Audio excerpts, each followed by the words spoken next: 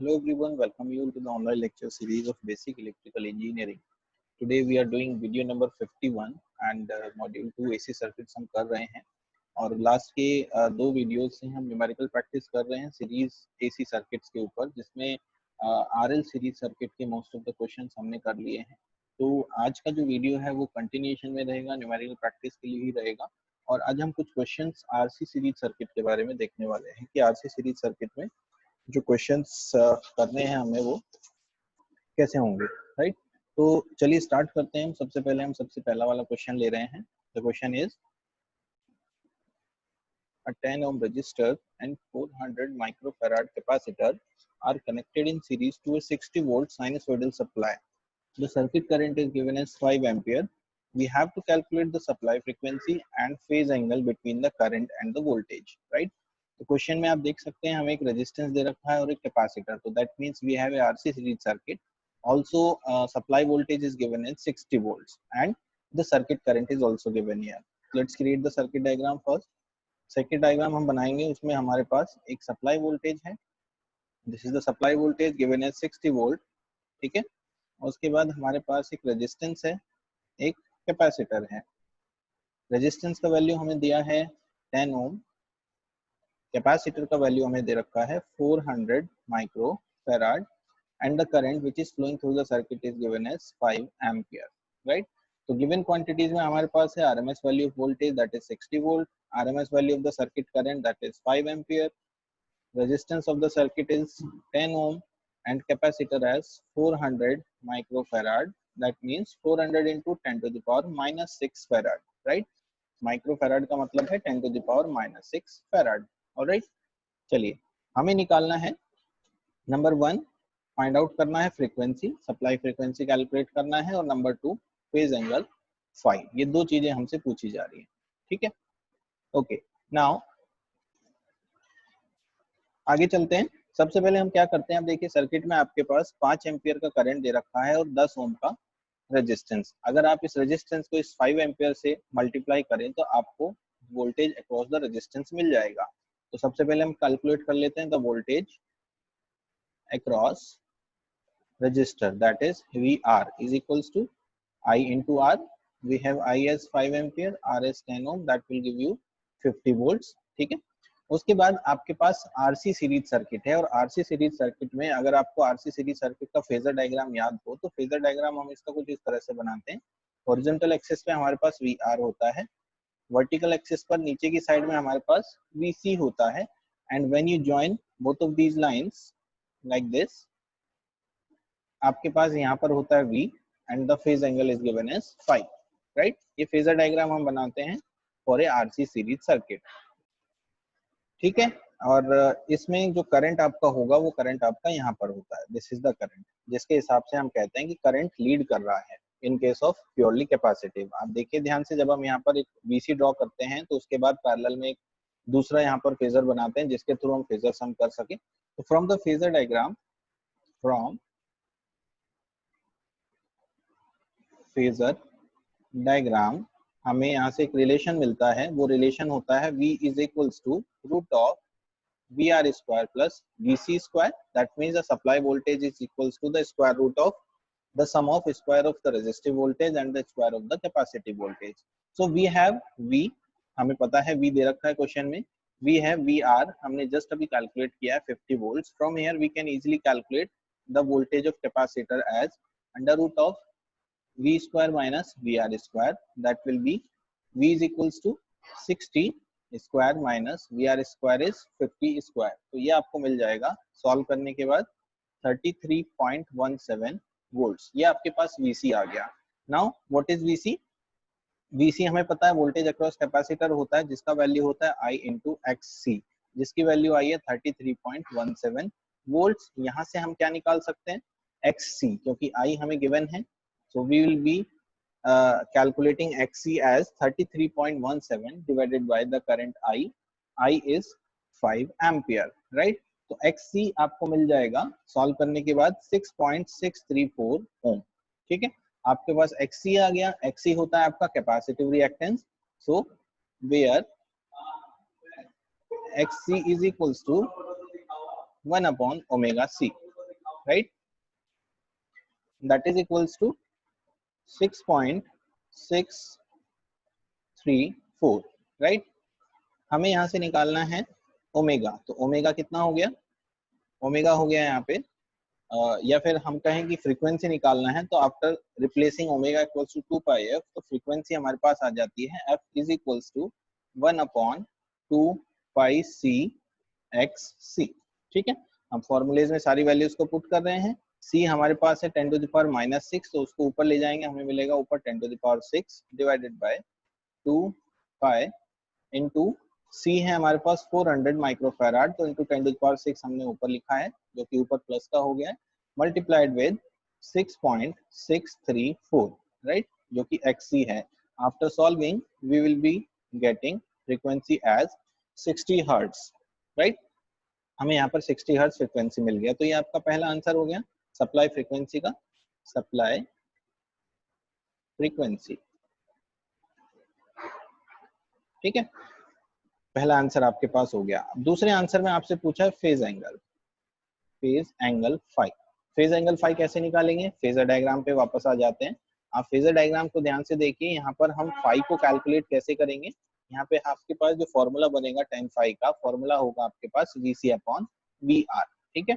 ये आपका VC है, हॉरिजॉन्टल पे आपके पास VR है, तो tan phi is equals to VC upon VR। VC हमारे पास है 33.17 अपॉन VR हमारे पास है 50, ठीक है। 33.17 डिवाइडेड बाय 50, 17 डिवाइड बाय 50, तो tan फाई आपको मिल जाएगा 0.6634, and from here we can calculate phi is equals to tan inverse of 0.6634, that will give you 33.6 degree. Now what will be the lagging और लीडिंग केस, ये कौन सा case होगा, since हमारे पास जो सर्किट है वो RC सीरीज सर्किट है, और RC सीरीज सर्किट में हमारे पास होता है लीडिंग केस, तो ये आपका सेकंड आंसर हो गया। तो दो चीजें आपसे पूछी गई थी क्वेश्चन में, पहला था सप्लाई फ्रीक्वेंसी जो कि हमें मिला है 60 हर्ट्ज, दूसरा हमारे पास हमें निकालने के लिए कहा गया था फेज एंगल फाई, जिसकी वैल्यू हमें मिली है 33.6 degree, and it is the case of leading. तो हमारे पास जो एंगल आया है, जिसका वोल्टेज और करंट के बीच का एंगल जो हमसे पूछा था, जिसको हम फेज एंगल बोलते हैं, वो है हमारा 33.6 डिग्री लीडिंग केस, ठीक है। ये हमारा पूरा सॉल्यूशन हो गया, राइट। चलिए आगे चलते हैं नेक्स्ट क्वेश्चन पे। The question is calculate the capacitance of a condenser to be connected in series with a 100 volt 80 watt lamp to enable it to be used on a 200 volt 50 hertz supply।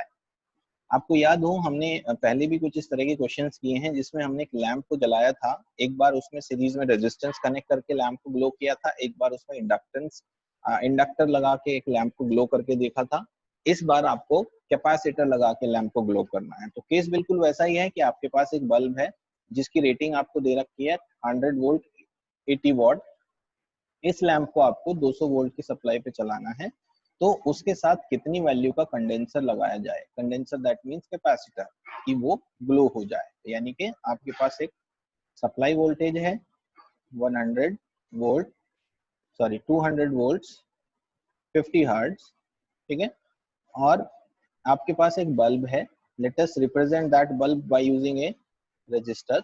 ये आपके पास bulb है, and जिसके series में हमें condenser लगाना है, जिसकी value हमसे पूछी गई है। बल्ब की जो रेटिंग आपको दे रखी है वो दे रखी है 100 वोल्ट, एंड पावर भी आपको दे रखा है बल्ब का, दैट इज 80 वॉट। ये चीजें आपको गिवन है। Now supply voltage RMS value as 200 volts, frequency as 50 hertz. Also we have voltage of resistance VR, that is 100 volt. It is also equals to VB, bulb का voltage आप कह सकते हैं। Also power is given as 80 watt, ठीक है, ये आपको दे रखा है। Now जो बल्ब का पावर है that is a resistive power, क्योंकि बल्ब एक रेजिस्टिव एलिमेंट होता है, और रेजिस्टिव एलिमेंट की जो पावर है वो होती है V into I, ठीक है। तो this is nothing but equals to V into I। V कौन सा V, जो उस एलिमेंट के अक्रॉस है, यानी कि this V is nothing but VR and which I is the current which is flowing through this bulb, यानी कि वो करंट हमारा जो बल्ब के थ्रू जाएगा वही हमारा पूरे सर्किट का भी करंट होगा, because this is a series circuit. So from here we can calculate I as PB upon VR. PB is 80 upon VR is 100. So that will give you the value 0.8 ampere. ये हमारे पास आ गया circuit का current. ठीक है, चलिए हमने current निकाल लिया. करंट निकालने के बाद अब हम बढ़ते हैं कैपेसिटर की तरफ को. कैपेसिटर के लिए हम सबसे पहले कैलकुलेट करेंगे वोल्टेज अक्रॉस कैपेसिटर, बिकॉज वो हमारे लिए कैलकुलेट करना आसान है. Why? because we know the value of this voltage which is across this resistance, we know the supply voltage. Now phasor sum of supply voltage का हम यहाँ पर फॉर्मूला यूज करेंगे जो कि फेजर डायग्राम से आता है. हमने लास्ट क्वेश्चन में भी सेम चीज की थी. ये हमारे पास होता है VR, ये हमारे पास होता है VC एंड इन दोनों का जो फेजर सम है वो होता है V phi. So from phasor we have V is equals to root of VR square plus VC square. ठीक है, सर्किट डायग्राम में VC को रिप्रेजेंट कर देते हैं. This is VC, the voltage across the capacitor, right. So now we want to find out this VC. So VC will be equals to under root of V square minus of VR square. So under root of V हमें दे रखा है 200, तो 200 का square minus VR voltage across this voltage of bulb दे रखा है 100 का square. इसको सॉल्व करेंगे. सॉल्व करने के बाद हमें मिलेगा 173.2 वोल्ट्स. ये आ गया हमारा voltage across capacitor, right. Voltage across capacitor also equals to current multiplied with the capacitive reactance. From here we can calculate the capacitive reactance as VC upon I, where VC is 173.2 and I is 0.8 ampere. It will give you the value of 216.5 ohm, right. ये आपके पास capacitive reactance आ गया. Also capacitive reactance is equals to 1 upon omega C. ठीक है, from here C is equals to 1 upon 2 pi f into xc. ठीक है, that is 1 upon 2 pi into frequency is given as 50 into 216.5. इससे आपको जो answer मिलेगा वो होगा 14.7 into 10 to the power minus 6 farad, or you can write it as 14.7 of microfarad. So this value of capacitance you can use in series with this bulb which is rated as 100 volt 80 watt to run this bulb by using a supply of 200 volt 50 watt supply, right. तो same type के question को हम resistance, inductance और capacitance तीनों ही components के through create कर सकते हैं, और इसको हमने सॉल्व करके भी देखा है कि कैसे हम एक बल्ब को रन कर सकते हैं when connecting an extra element, whether it is a resistance और एन इंडक्टेंस और ए कैपेसिटर, राइट. तो दिस इज योर आंसर. ठीक है, चलिए आगे चलते हैं. So this is the next question. In this question, it is given as a 230 volt 50 hertz AC supply is applied to a coil of 0.06 Henry inductance and 2.5 ohm resistor. That means we have a coil. जिस coil में inductor और resistance दोनों हैं. This coil is connected in series with a 6.8 microfarad capacitor. तो capacitor भी circuit में लगा हुआ है. That means we have a voltage source of 230 volts 50 hertz. ठीक है, उसके बाद हमारे पास एक कॉइल है. तो this is basically the coil. ये हमारे पास कॉइल है और ये कॉइल सीरीज में लगी है कैपेसिटर के, जिसकी वैल्यू है 6.8 माइक्रोफैराड. रेजिस्टेंस की वैल्यू हमें दी हुई है 2.5 ओम. इंडक्टर की वैल्यू हमें दी हुई है 0.06 हेनरी. ये सारी वैल्यूज हमें गिवन है, राइट. सो हमारे पास गिवन है RMS value of voltage that is 230 volt, frequency as 50 hertz, resistance as 2.5 ohm, inductance is 0.06 henry, capacitor is 6.8 microfarad और 6.8 into 10 to the power minus 6 of farad. ठीक है, आपको क्या क्या निकालने को कहा गया है. Number 1 is impedance, number 2 is current, number 3 is phase angle phi, number 4 is power factor that is cos phi, and number 5 is power P। ठीक है, यहाँ पर पावर कौन सी निकालनी है ये स्पेसिफिकली मेंशन नहीं है, तो हम यहाँ पर तीनों पावर निकाल कर दिखा सकते हैं, कोई इश्यू यहाँ पे नहीं है, राइट। इस क्वेश्चन को कॉम्प्लेक्स से करेंगे हम, क्योंकि कॉम्प्लेक्स से करने से मिनिमम स्टेप में ये क्वेश्चन हमारा पूरा हो जाएगा। उसके लिए हमारे पास V बार है, सप्लाई वोल्टेज, तो supply voltage V bar as 230 angle of 0 volts, ये हमें पता है। नाउ Z निकालना है, इम्पीडेंस निकालना है। इम्पीडेंस के लिए हमारे पास Z बार होगा R plus J XL minus of XC। अगर आप RLC सीरीज सर्किट का इम्पीडेंस देखें तो नॉर्मली हमारे पास जो फॉर्मूला होता है इम्पीडेंस का वो होता है root of R square plus XL minus XC का whole square.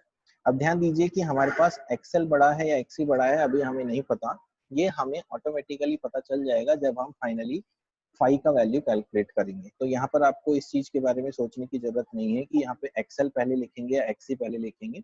You always right your formula in this form, जिसमें XL माइनस XC आप लिखेंगे। फाइनली जब आपके पास Z का वैल्यू आएगा और उससे आप फाई निकालेंगे तो that will directly tell you कि आपका सर्किट इंडक्टिवली बिहेव कर रहा है या कैपेसिटिव बिहेव कर रहा है, राइट। तो to calculate the impedance Z we must know the value of XL and XC। So पहले XL XC निकालेंगे, where XL is equals to 2 pi FL, that is 2 pi into 50 into 0.06, तो XL आपका आ जाएगा 18.85 ओम। ठीक है, similarly XC हम निकालेंगे 1/2 pi FC, तो 1/2 pi into 50 into 6.8 into 10 to the power minus 6। इसको आप सॉल्व करेंगे, सॉल्व करने के बाद आपको मिलेगा 468 ओम। ये आपके पास आ गया XL और XC। Now complex impedance Z bar is R plus J XL minus XC। R है आपके पास 2.5 प्लस J XL है आपके पास 18.85 माइनस ऑफ 468। अब आप देखिए यहाँ पर आपको क्लियरली दिखाई दे रहा है कि आपका XC बड़ा है और XL छोटा है। जब आप इसको माइनस करोगे तो ऑटोमेटिकली ये जो प्लस साइन है ये माइनस हो जाएगा, और माइनस साइन का सीधा सा हमारे पास मतलब होता है कि आपका जो सर्किट है वो कौन से टाइप का है, कैपेसिटिव केस है, राइट। तो इसमें आपको कुछ भी यहाँ सोचने की जरूरत नहीं होती है। So what is the value of Z here, it is equals to 2.5 plus, sorry it will be minus because XC बड़ा है आपका, minus of J 449.15 of ohm. ये आपके पास Z आ गया। इसको आप पोलर फॉर्म में अगर कन्वर्ट करना चाहें तो पोलर फॉर्म में यही कि हम इसको कन्वर्ट कर लेते हैं, उसका हमें फायदा मिलेगा आगे। तो what will be the value in polar form here, this will give you 449.15 angle minus 89.68 degree ohm. ठीक है, ये आपके पास Z आ गया। अब यहाँ से आपको दो चीजें तो पता चल गई। पहली चीज तो ये है कि सर्किट कैपेसिटिव है, दूसरी चीज ये कि मैग्नीट्यूड ऑफ इम्पीडेंस कितना है, और तीसरी चीज ये कि फेज एंगल कितना है। So impedance Z is equals to 449.15 ohm, right. ये आपके पास हो गया। दूसरा आपके पास पता चल गया phase angle, phase angle phi is equals to minus of 89.68। इसको आप लिख सकते हो 89.68 लीडिंग। ठीक है, लीडिंग क्यों है ये मैंने आपको बता दिया, व्हाई इट इज लीडिंग। चलिए फर्स्ट केस हमारा हो गया सॉल्व, जिसमें हमने Z निकाल लिया और फाई भी हम यहाँ पे कैलकुलेट कर चुके हैं। Now we want to find out I। I कैसे निकालेंगे, circuit current I bar is equals to V bar upon Z bar. V bar आपके पास है 230 एंगल 0 डिवाइडेड बाय Z आपके पास है 449.15 एंगल ऑफ माइनस 89.68। इससे आपको I का वैल्यू मिलेगा 0.512 एंगल ऑफ 89.68 डिग्री एम्पियर। तो यहाँ पर आपको मिल गया I का value RMS value of I as 512 of ampere. ये आपका हो गया. Now power factor is cos phi. Phi आपको पता है तो cos 89.68. cos 89.68 कितना होता है? Let's calculate it.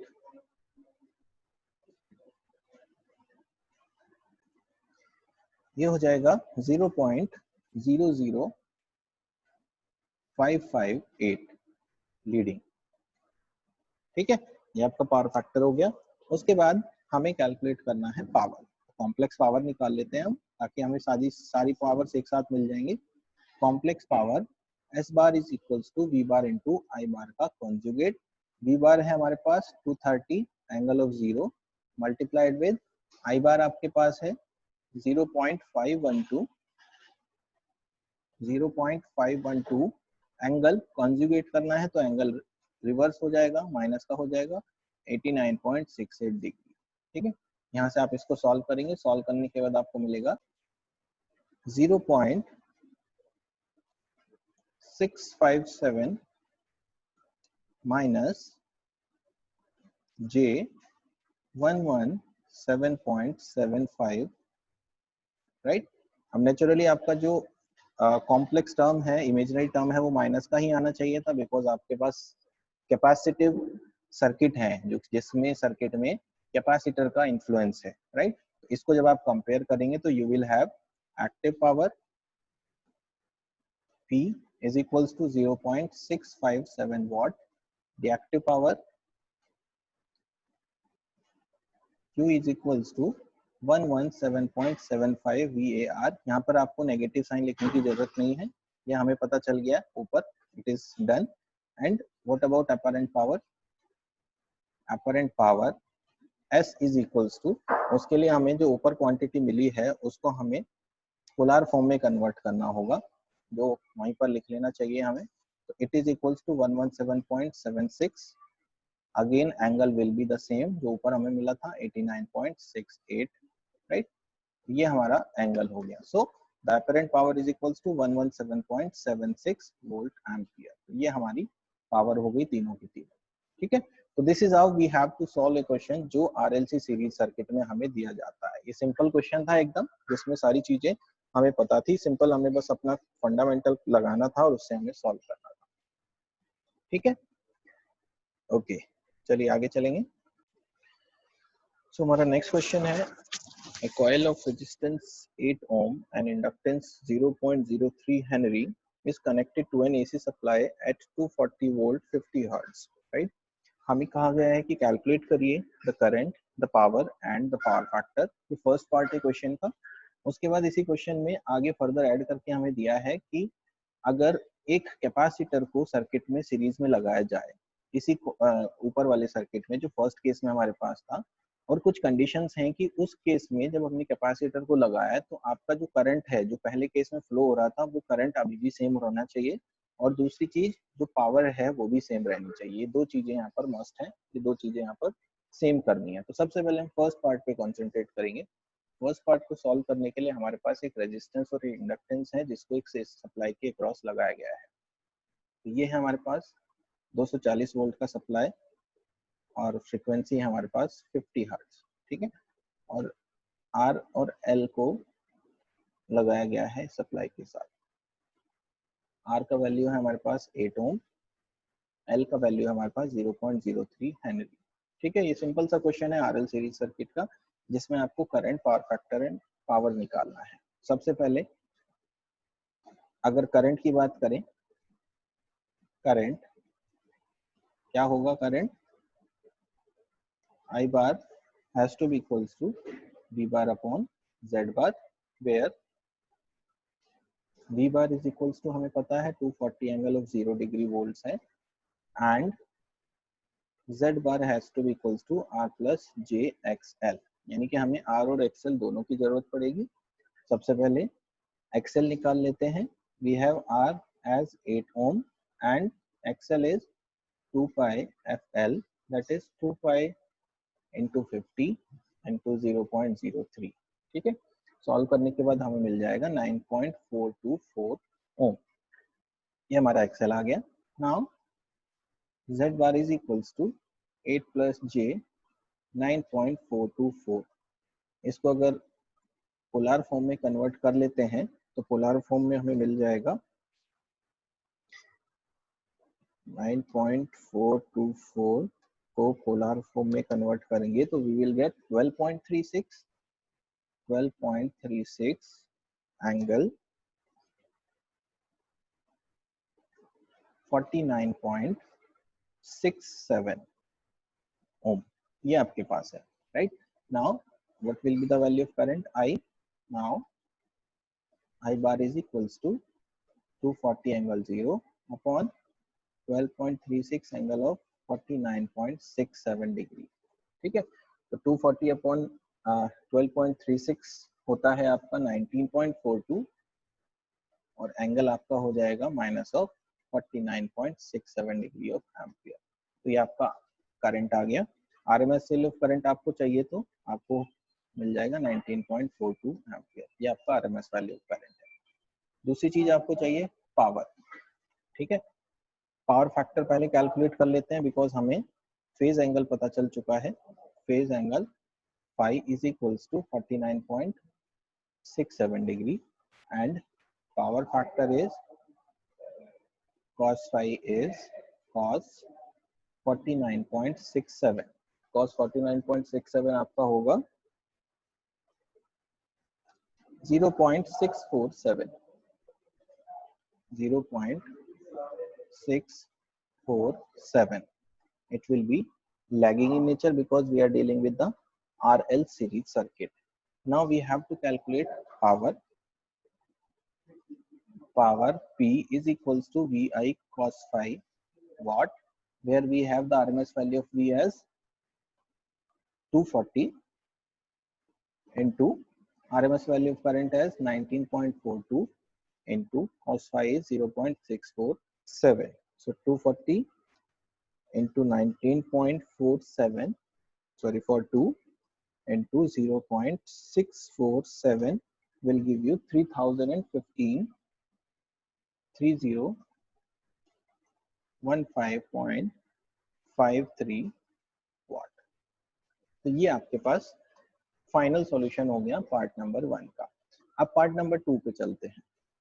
Part number 2 कह रहा है कि हमने क्या किया, इस ऊपर वाले सर्किट में कैपेसिटर को ऐड कर दिया।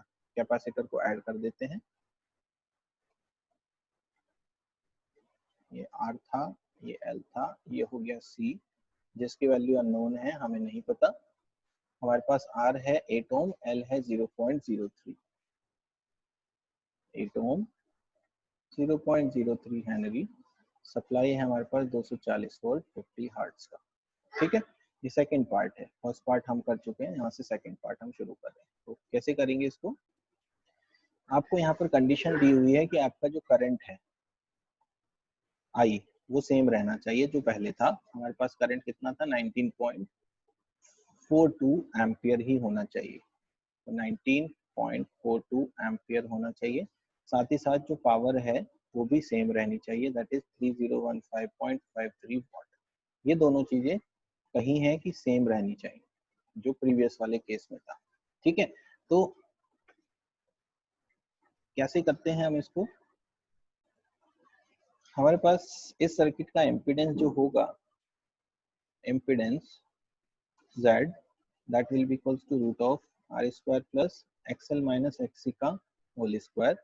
Also we have I is equals to V upon Z, where V is 240 upon Z, that is equals to 19.42 ampere.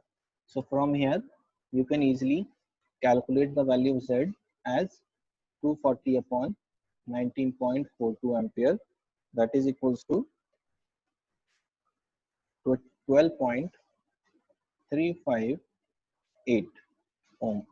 ठीक है, ये आपके पास टोटल Z आ गया है। नाउ Z आपके पास है 12.358 is equals to under root of R square that is 8 square plus XL हमारे पास है, पहले हम निकाल चुके हैं, दैट इज 9.424 माइनस XC का whole square.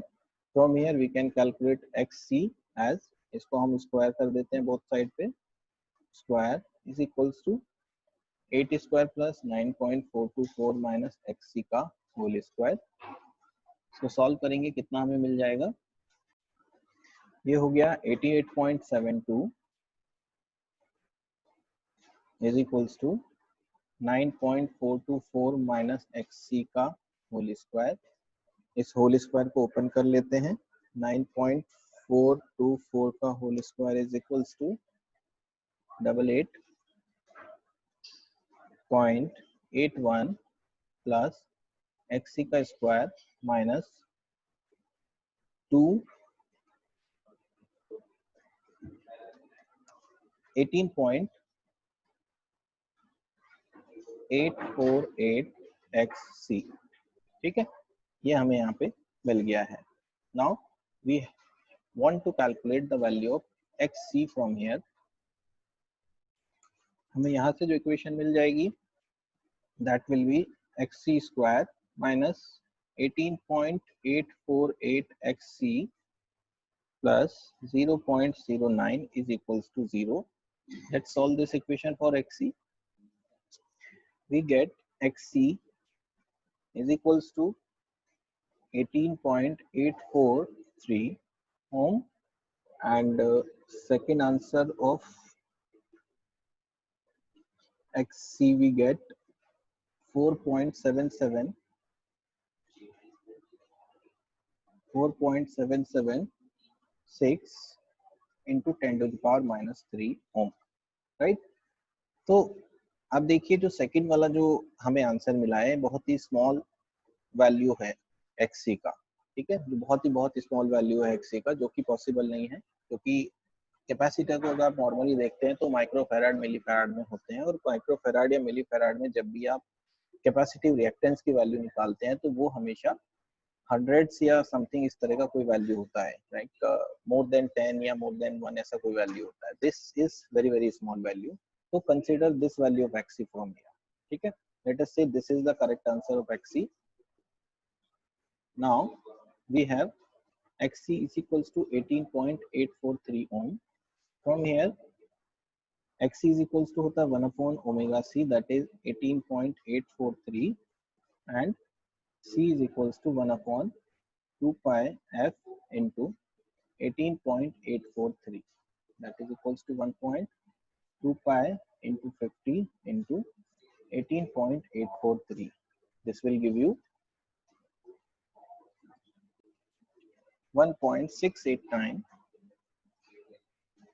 into 10 to the power minus 4 farad। you can also write it as 168.9 microfarad. ये है वो वैल्यू ऑफ कैपेसिटर जिसकी हेल्प से आप ये कंडीशंस को अचीव कर सकते हो, जिसमें करंट सेम ही रहेगा सर्किट के अंदर 19.42 जो हमने प्रीवियस केस में निकाला था, और पावर भी सेम ही रहेगा जो प्रीवियस केस में निकाला था। ठीक है, इस क्वेश्चन को सोचने का एक दूसरा एंगल भी था। अगर हम प्रीवियस केस के फेजर डायग्राम की बात करें तो प्रीवियस केस में हमारे पास जो फेजर बनेगा वो कुछ इस तरह का होगा, इम्पीडेंस ट्रायंगल जिसमें हॉरिजॉन्टल एक्सिस पर R होगा, वर्टिकल एक्सिस पर XL होगा, और जब आप इसको ज्वाइन करेंगे तो you will get the value of Z from here. जब आप सीरीज सर्किट में C लगाते हैं तो आपका जो इम्पीडेंस है वो हो जाता है Z is equals to root of R square plus XL minus XC का होल स्क्वायर। नाउ इमेजिन कीजिए कि XC की वैल्यू कितनी होनी चाहिए कि आपका जो Z है वो अनचेंज्ड रहे, उसकी वैल्यू चेंज ना हो, राइट। अगर हम यहाँ पर XC की वैल्यू XL रखते हैं, यानी कि दोनों को इक्वल कर देते हैं, तो Z इक्वल्स टू R हो जाएगा, जो कि पॉसिबल नहीं है हमारे कंडीशन के हिसाब से। दूसरा, अगर आप XC की वैल्यू को ट्वाइस ऑफ XL पुट करते हैं तो आपको Z का वैल्यू मिल जाता है root of R square plus XL minus of 2XL का square, that is equals to root of R square minus of XL square.